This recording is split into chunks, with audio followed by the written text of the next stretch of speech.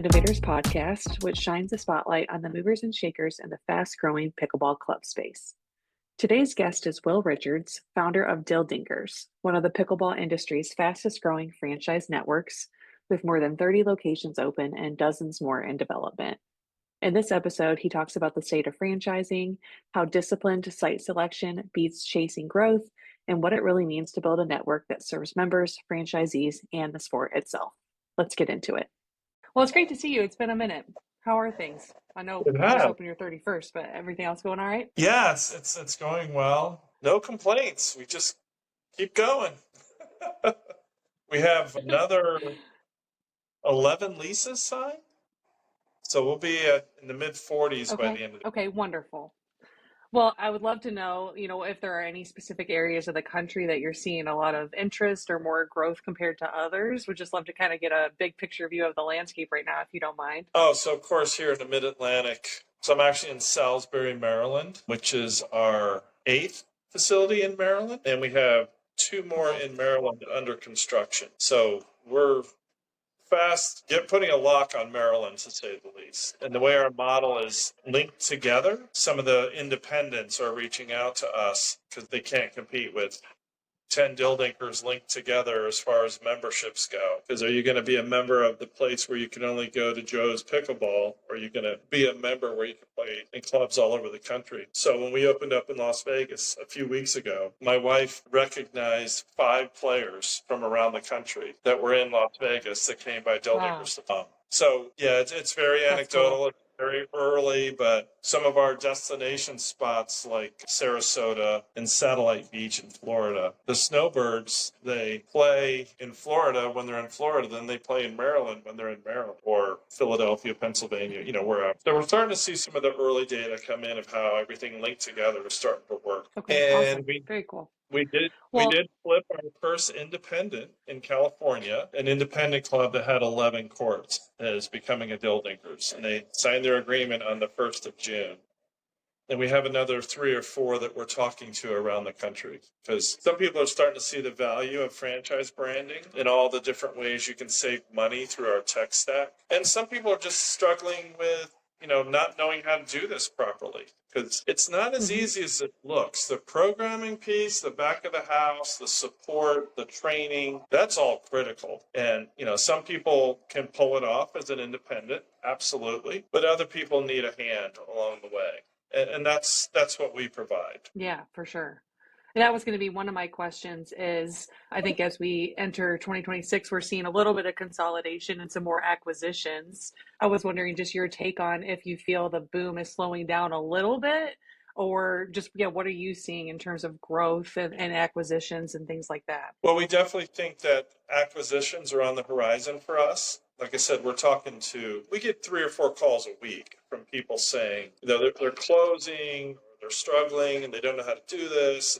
How can we help? So we're actually hiring a new chief growth officer, and his entire job description is all about taking pickleball places that are struggling and making them successful as a Dill Dinkers. Now, in some cases, we're also offering some consulting, like Florida Gateway College in Florida hired us to put pickleball on their campus. It's not going to be a Dill Dinkers per se, but it's going to be everything just like a Dill Dinkers, except it won't be called that. It'll be a pickleball place on the campus, and we call it Powered by Dill Dinkers.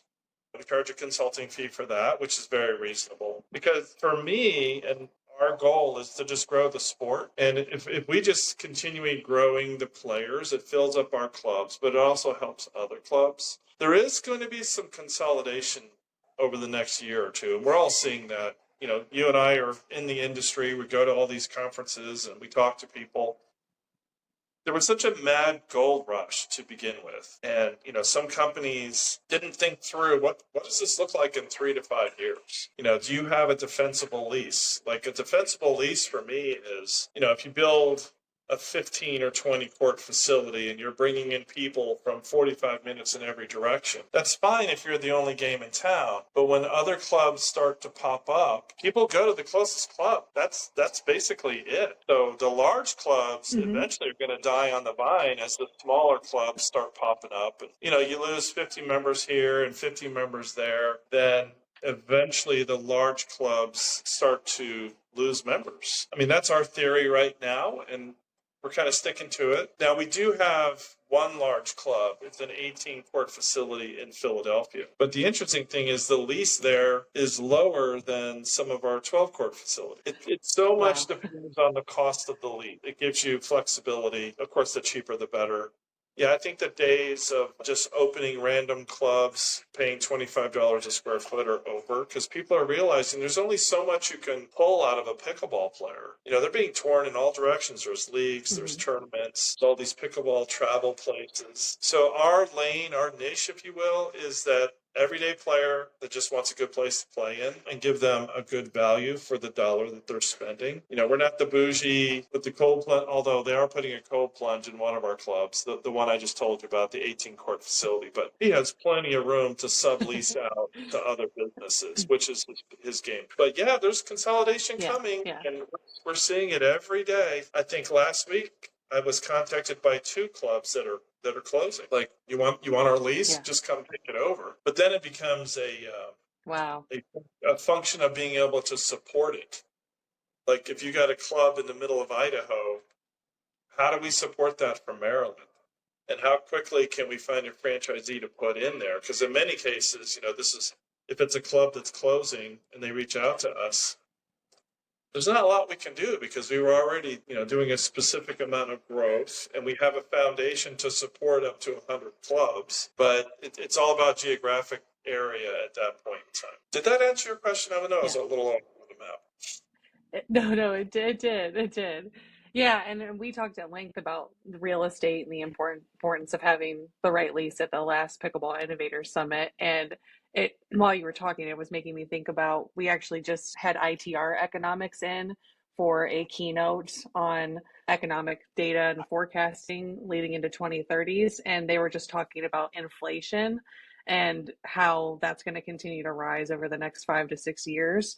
And so it just made me think about some of these larger operators. The larger your facility, the greater your inflation, and just in terms of overhead with like energy and Oh, yeah. electricity costs. And so I think what you're saying is just spot on, that maybe people don't necessarily think about as they go to decide to open a pickleball club and think about where they're going to be. So we've had a rash. Our last couple of lease signings are for four-court facilities in markets that there's no way you could ever do a 12-court facility. Like this one it's called Gulf Breeze. It's outside of Pensacola. It's on one of the barriers. A four-court facility is perfect because the unit Yeah. economics work. The rent there, like we have a lot of internal things that we look at for a lease, like, there's the demographics, there's drive times, there's all this stuff. And we probably turn down 8 out of 10 leases that come through our system because they're not hitting those key data points that you need to have a successful club. Our most Yeah. expensive club is in Hilton Head, but the reason we did it was because it's the only place on the island you could put a pickleball. So Yeah. yeah,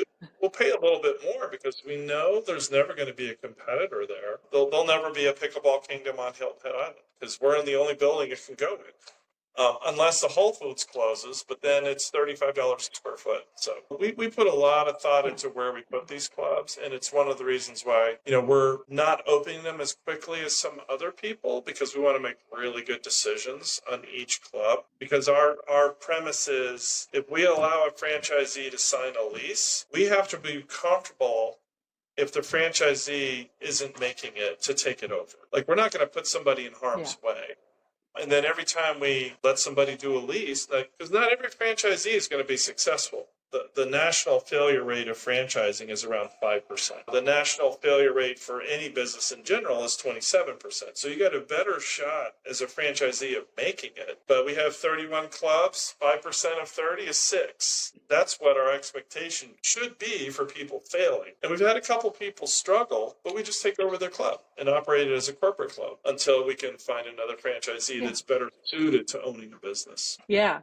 Well, we talked about some of the challenges. I guess as we continue into 2026, what do you think are some of the biggest opportunities for the industry overall? I think the biggest opportunity, it's not necessarily an opportunity, but it's like a call to arms. We all have to create more pickleball players. I mean, initially there was almost like a finite number of players. And now the sport is growing, but so is the footprint of outdoor courts, municipal courts.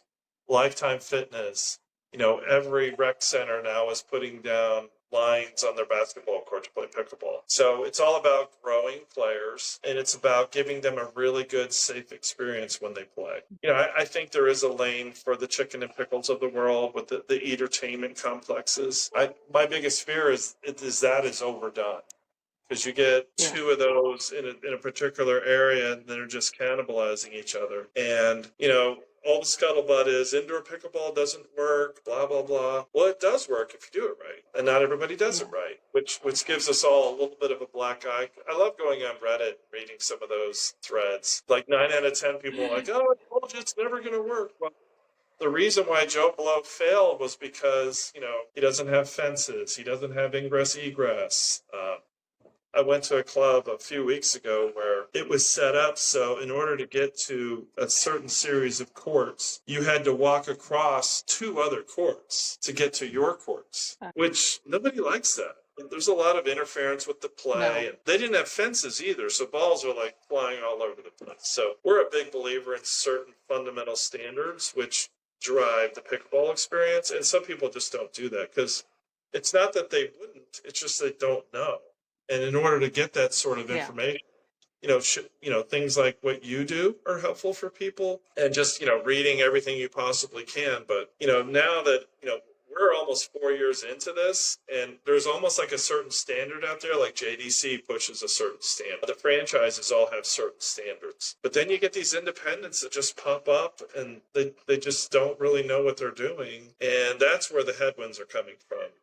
The people that are closing that never should have opened to begin with. Yeah. Yeah. Makes sense. Well, last question. When you think of Dill Dinkers, what are you most excited about as you look towards the next two to 3 years? We're excited about a couple things. One is we're part owners in a joint venture called Certified Pickleball Player, which establishes player ratings at the club level through AI-driven cameras. We've been beta testing it at our first club, and as of yesterday, out of 1,200 members, 350 are certified pickleball player members. And so what that does is, we do our programming, it's all structured around player ratings. So Duper is great for a particular type of player rating, which is when you're playing other people and all that good stuff. The certified pickleball player rating is driven by your rating based off of the AI cameras watching you play. And you get a report when it's finished that tells you this is the speed of your serve, this is your accuracy, this is where you were standing on the court, blah, blah, blah. So at first we were a little skeptical. Interesting.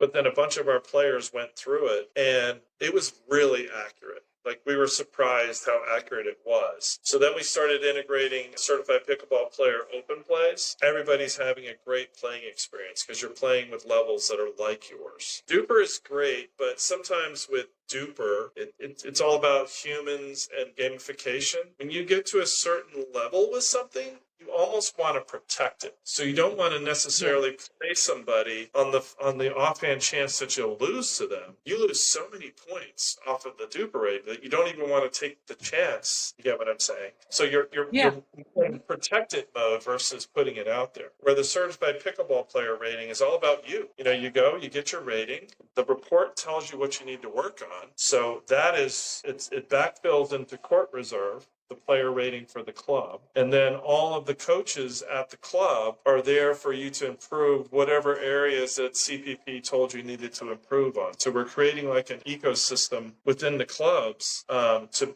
just drive better play for all the players. So we're super excited about that. And then, of course, there's just the overall growth. I mean, it's so much fun to go, like this club opened. It was only 2.5 hours from my house. I drove out here to check it out. And all these new clubs look better than our original clubs. So we got to get on the stick for getting these things remodeled because it's almost embarrassing. Awesome. Well, that's great, Will.